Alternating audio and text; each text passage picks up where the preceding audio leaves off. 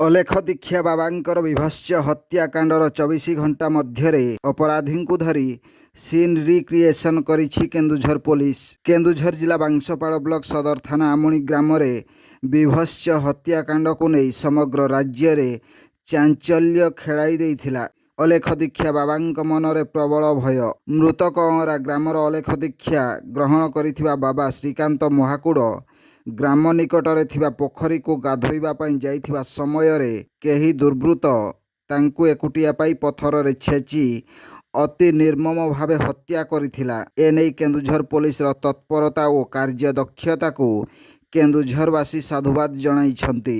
24 ଘଣ୍ଟା ମଧ୍ୟରେ କେନ୍ଦୁଝର ପୋଲିସ ଅପରାଧୀକୁ ଧରିବାରେ ସଫଳ ହୋଇଛି ଓ କ୍ରାଇମ୍ ସିନ୍ ରିକ୍ରିଏସନ୍ ମଧ୍ୟ କରାଇଛି।